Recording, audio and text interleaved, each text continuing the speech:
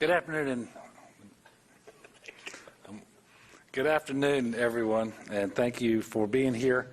With me today, as you can see, is Dr. Alex Bu. Along with myself, he'll be available to answer your questions. Before we turn to COVID today, I did want to start on the weather. There is the possibility of 2 named storms in the Gulf of Mexico by next week. Our team at GOSEP is obviously monitoring these systems. We encourage all of you to do likewise. Tropical Depression 13 is moving very quickly. It's expected to enter the easternmost Gulf of Mexico early next week. Currently, it is forecasted to become a hurricane prior to landfall. Obviously, we don't know where that landfall will be, but anytime you have a storm that's going to enter the Gulf and is forecasted to be a hurricane, we need to all pay attention. Tropical Depression 14 is moving westward toward the Yucatan Peninsula by late Saturday before moving towards the northwest Gulf of Mexico by early next week. It is forecasted to become a tropical storm presently.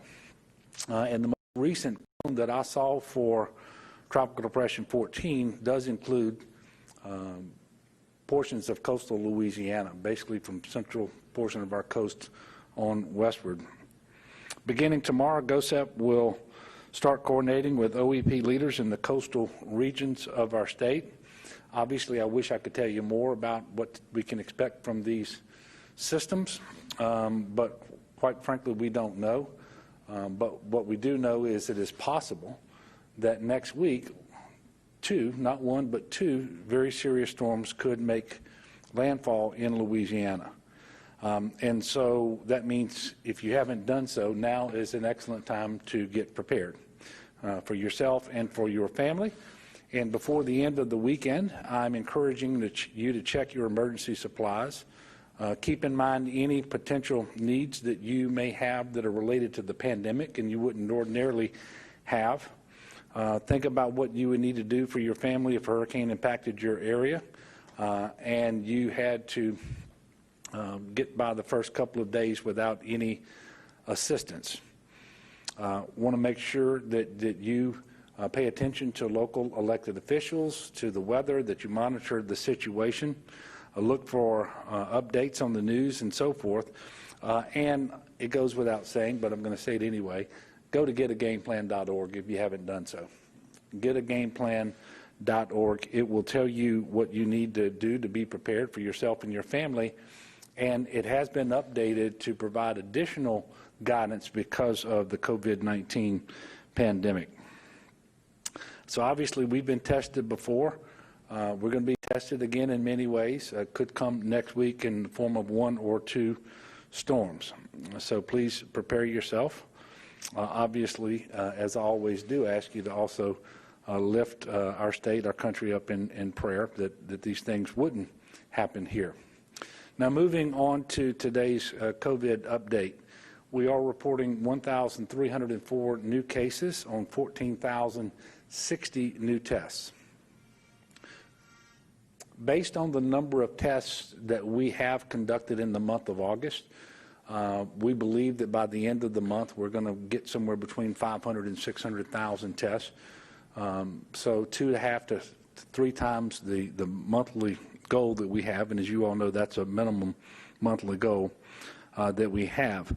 And I do want to thank everybody who's associated with this testing effort because it is a Herculean effort. It just literally doesn't stop. It is 7 days a week, and it involves everybody from the National Guard to our hospitals and our clinics and you name it. And having more testing allows us to know more about what COVID is like in Louisiana and what it's doing. And presently, the testing has allowed us to determine that as of the August the 14th, our statewide positivity rate is 8.77%, which is better than it has been for quite some time. You know that you want to at a minimum be below 10%, and we got to that level several days ago and moved into the yellow status for positivity, even though we remain in the red status for new cases developing over the 7 days, meaning more than 100 per 100,000 population. So we'll take that reduced positivity, because that is another indication that we are moving in the right direction. And I can tell you that we have 4 of the state's 9 regions that are testing below 10%, and we have the remaining 5 regions that are testing above, but all of those are actually below 12%. So what I'm saying is we're seeing improvement as a state, but we're also seeing improvement in every region of the state, and so that's very encouraging. But I do want to remind everybody that our gains have been relatively modest, and certainly they are fragile, and they can be lost. And one of the things that you always worry about is people being more mobile.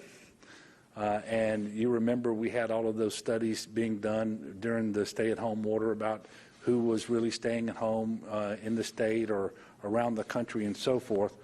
Well, this month, in the month of August, we've got K through 12 schools that are reopening, and we have our higher education institutions are reopening their campuses. So as a result of that, we're going to see more than we have seen probably since early March. And so that's always something to be concerned about. And that's also why it's incredibly important, more important than ever, that people follow all the restrictions and mitigation measures that are in place that allow those activities to happen safely. And we do encourage parents to pay attention, close attention to their children's health, especially if they're doing in-person classes, if they're going to be present, because we have, I think I was told 39 of our school districts are open today. Another one's going to be open tomorrow for 40 out of our 69 school districts. None of our districts are open for all in-person instruction. We have several that are virtual only. The rest are in a hybrid, so that some of their students are present and some are not.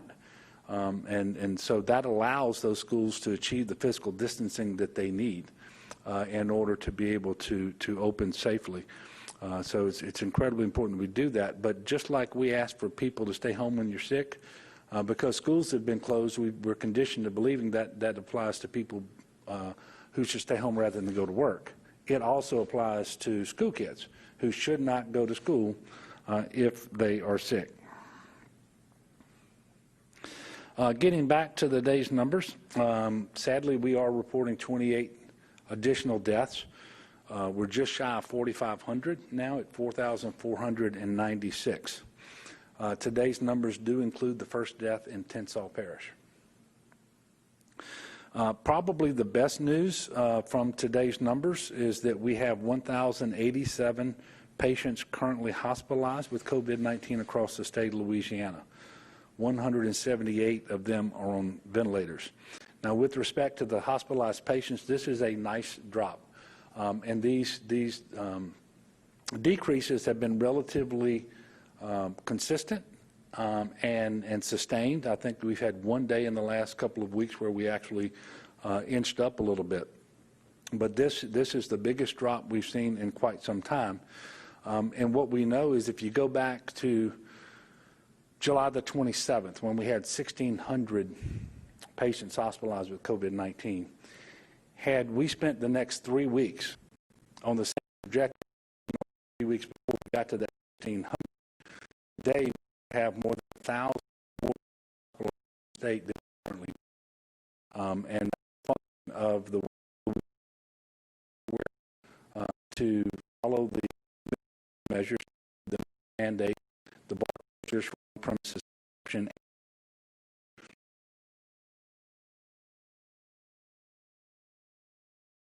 and so there are kinds of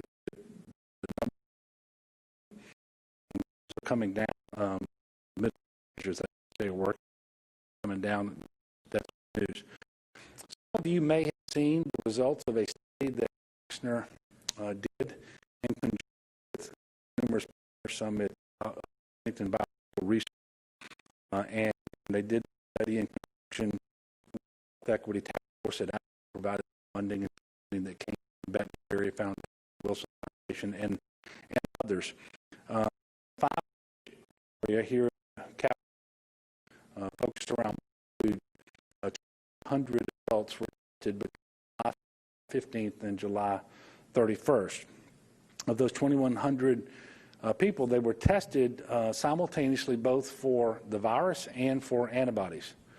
And what the results showed that was most surprising to me was that 60% of those who tested positive for the virus were asymptomatic. Now, we've seen studies and estimates that range from 25% to 40%. But here in Baton Rouge at that time, the percent was 60%. That makes for a very challenging situation because asymptomatic people are much less likely to be tested. They're not going to know that they have it. And that is why it is incredibly important that everybody, regardless of whether they're feeling ill or have been tested or whatever, that they engage in these measures of wearing a mask, make sure that you're social distancing, make sure you stay home with your sick, cut down on your activity, make sure that you're washing your hands frequently, because this is what it means. If you take that percentage of people who were asymptomatic but positive and extrapolate it to the 5-parish area, there were 10,000 people within 5 parishes who were asymptomatic but yet carrying the virus, carrying the disease, and contagious, meaning they're also spreading it. That's what makes this particular pandemic so very difficult to manage. And that's why it's also important that we follow the data, apply the science, make sure that we are implementing those recommended mitigation measures that are designed to keep people safe out of the hospital and out of the graveyard. It really is that simple. Another standout from the study was that the symptom that had the strongest correlation with positivity was, which I didn't know what that was either. That's the loss of the sense of taste and smell. So of all the symptoms that have been associated with COVID-19, that was the one that had the strongest correlation to those testing positive. I want to also update you that yesterday I sent a letter to FEMA requesting an increase in the cost share of federal assistance provided to the state for this public health emergency. As we've been responding to COVID-19, we now have exceeded the threshold monetary cost that allows us to move from a 75-25 match to a 90-10 match. It does have to be approved by the president. That approval has to be requested. We've done that. And you should know that it is the FEMA funding that comes from the Disaster Relief Fund that's going to allow us to pay some enhanced unemployment benefits that actually allowed us to go over that threshold. So we've put in that request to the president. We should know some more soon, and hopefully he will grant that request. Obviously, we would much rather bear the 10% cost share that is provided for in the Stafford Act than a 25% cost share. I also want to remind business owners that we want to help you to navigate the implementation of safe practices during this time, so please visit opensafely.la.gov and read the entire document to understand how it pertains to your business type. There is a lot of information there about spacing, crowd management, sanitation practices, the requirement to wear masks and to ask customers to wear a mask and those sorts of things. We have to work through these issues together, but I can tell you the Fire Marshal's office under Butch Browning's leadership has done a tremendous amount of work. That information is there, and I do encourage business owners to go there, and not just your traditional business owners, but there's information there for churches and other organizations as well. That's at opensafely.la.gov. So we've got a lot going on, 2 storms and a virus. We've got unemployment assistance to get out. We've got opportunity to improve the amount we have to pay on the cost share. you name it, a lot of stuff going on. We do plan to have our next press conference on Tuesday at 2:30, but obviously with those storm systems out there, that may change. If that does change, we will certainly let you know. So I'll remind you, I've got Dr. Bu here today to help answer your questions, and now it would be time to ask them. Sam. Governor, can you talk about the LSU reverse course yesterday and started reporting positive test results? Can you talk about what your administration is advising universities, when it comes to test results and what exactly they should be reporting and when and how and that sort of thing? Yeah, so yesterday there was actually a meeting yesterday afternoon with Dr. Bu, I believe, and Kim Hunter-Reid, who is the Commissioner of Higher Education, but all of the system presidents. And I'm going to ask Kim to come up and go through that meeting and the information that was disseminated. My instruction to the Department of Health and to higher education is to make sure that we are as transparent and as timely as we can be with the accurate reporting of data. And we do believe that the information pertaining to these institutions of higher ed should be reported by those institutions. We will be interested in getting those numbers. We're going to aggregate them and so forth. But we really believe that reporting, the granular reporting, should come from the institutions themselves. But I was not in the meeting yesterday. Dr. Bu was, and he needs to earn his pay, so I'm going to ask him to come up and talk about this.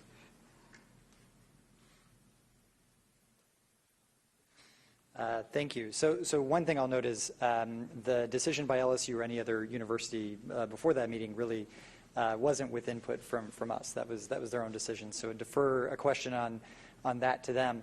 As the governor noted, from the Department of Health standpoint, our biggest interest is, as with any setting, understanding where our cases and if there is a pattern or a risk that we're seeing cases linked, that we're intervening as early as possible to protect more people from being exposed to cases. So the information that we're looking for is really about on-campus students. It's going to be a challenge for us to handle them in the same way that we would say, a place of business where you're talking about maybe a single building or office floors on a campus. You've got both on-campus and off-campus living. You've got sprawling buildings and a variety of places that could be, linked to outbreaks. So what we focused on was talking about understanding the cases that are developing associated with on-campus students, and that's where we're going to be focused, certainly in our reporting. We do, though, want to have information from the universities in aggregate about what they're finding as far as number of cases. At any time, they have lots of virtual students. At this time in particular, many universities are emphasizing off-campus education, off-campus virtual classes, and so there's theoretically the possibility that an LSU student is, living at home with their parents in Lafayette and unfortunately develops COVID as a result of community spread there. That obviously is different to us than somebody who's living on campus in downtown Baton Rouge who's found to be a case. And so we had a really good conversation about how we're going to share data. We're still working out some of the details on the system that would support that, but that was the nature of our conversation.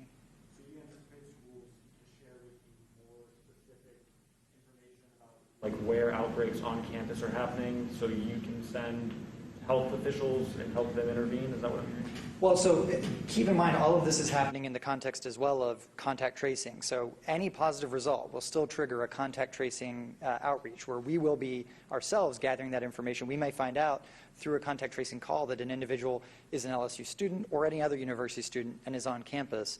And so you could imagine there's bidirectional sharing. They may have data, because many universities are doing their own attempts to manage contact tracing that they share with us, and we may have information that we share with them based on what we learned through those conversations. So it's not a single process. What we want to do is maintain the very good relationship that we've had up to this point in bidirectional data sharing, so that at the end of the day, as quickly as possible, we're identifying anything that could present a risk to other students or to the public. Please. Senator Cassidy tested positive for COVID, and he said that he knew because he took a rapid test. Can you just explain the importance of the availability of rapid testing? Okay, so I won't speak about anybody's specific health case because I don't know the details. So, I think rapid tests we've talked about before are a really important part of our armamentarium when it comes to testing for COVID. Rapid testing is really great because it's usually deployable in a variety of settings. It's a little bit easier to get out into the state. You get an answer really quickly. Depending on the test, that can be anywhere from 15 minutes, sometimes even less. But that it comes with some limitations as well. One of the big ones is that you usually have rapid tests being one at a time. And then the other being that usually the test, because of the nature of how it's run, may not be as sensitive, meaning it may not pick up as many true positives. It may have some false negatives. And in some cases, it may actually, because of the just user dynamics, it may give a wrong result, where we saw Governor DeWine have a positive rapid test result that when they did a laboratory-based PCR test, they found that was negative. So that doesn't mean it's not something that should be used. It means it should be used in the right context, and it gives us some useful information. But often with rapid tests, depending on how high risk an individual is, we recommend some sort of follow-up test as well. Also on testing, I know LSU said today they have what seem to be kind of like these federal surge sites we have in Baton Rouge, but on campus.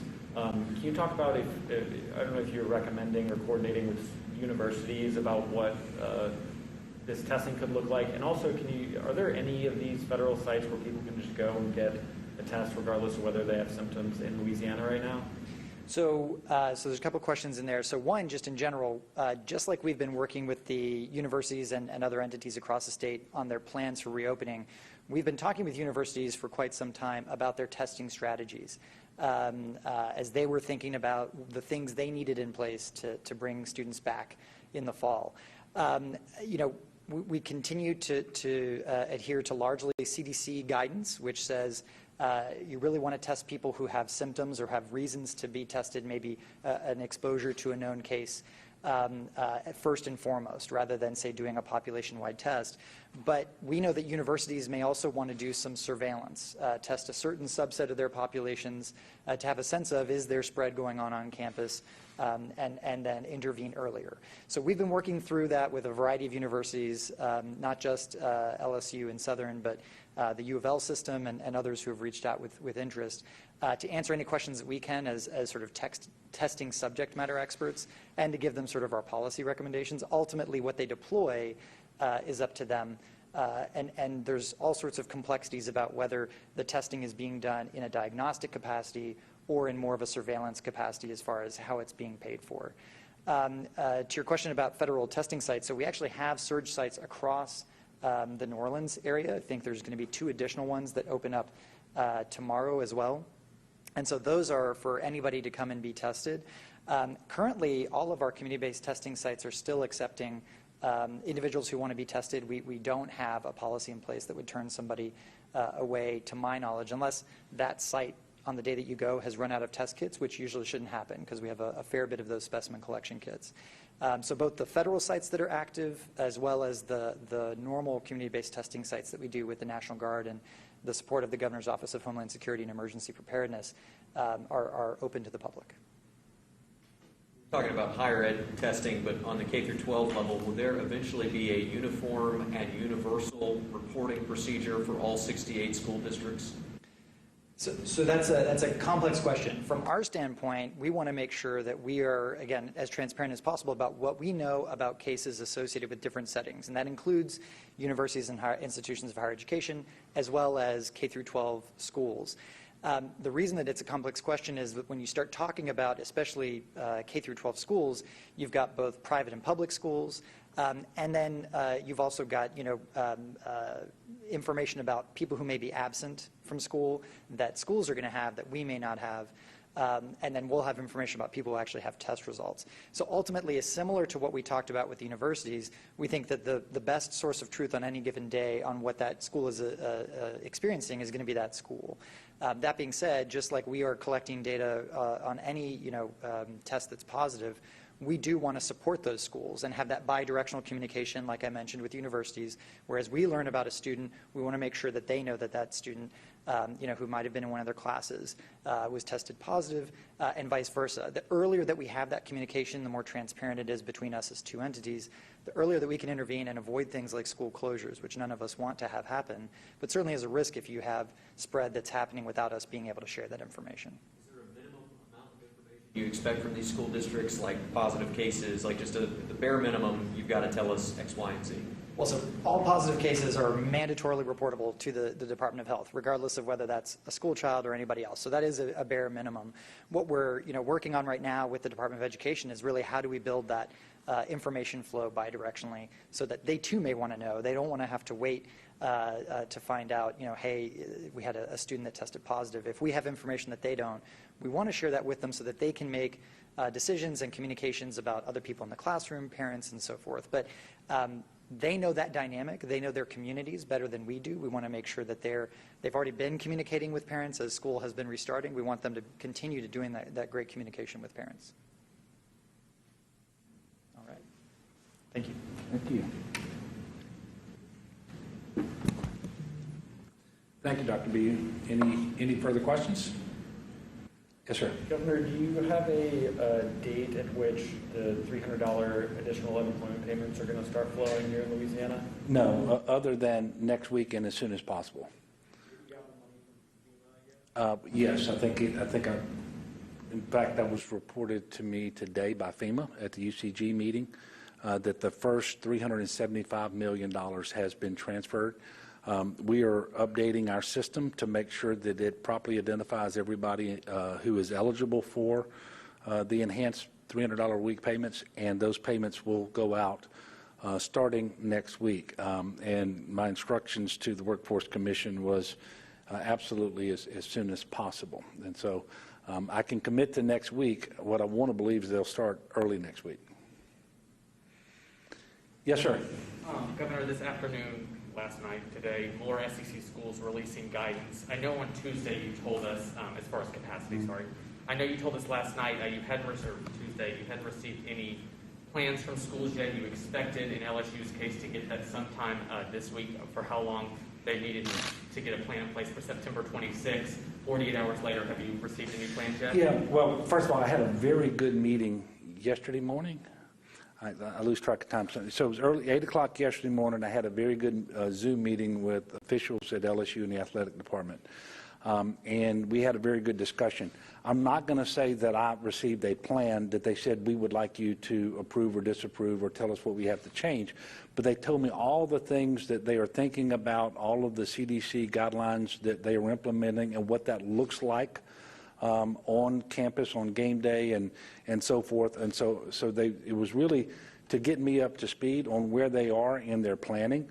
But with the first home game being September the 26th, when we're going to beat the Mississippi State Bulldogs, that plan would actually have to be approved, they think 2.5 to 3 weeks before that, in order for them to be able to implement it. So there's a little time left for them to refine a proposal and get it to me, but I do expect that that's going to happen over the next 10 days or so. But it's not anything where I can tell you today a plan approved and this is exactly what game day is going to look like. So to clarify, 2 to 3 weeks out from September 26th Yes. is when you expect to have an announcement? Yes. I think that there will probably be a decision made in the next 10, 12 days, something like that, an announcement shortly thereafter.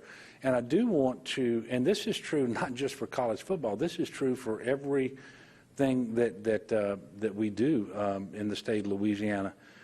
Any decision that you make in early September as for what's going to be in place on September the 26th is a preliminary tentative decision, because every day you continue to get new data. And you make a decision on what the data is like on that day and where you think you're going to be whenever it's time for that plan to be implemented. But you make refinements based on additional data that comes in, and so I just want to caution people that if you hear something at the very beginning of September of exactly what it's going to look on LSU's campus or anywhere else for any other activity at a date that is 3 weeks removed from the announcement, understand that that is always subject to change. And so that's what makes this so difficult. And that's why I spend so much time up here telling you I can't tell you what I'm going to decide next week, because it's not next week yet.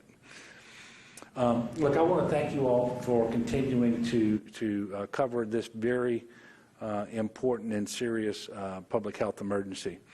And I want to thank the people of Louisiana, too, for the hard work that they have done over and over again now.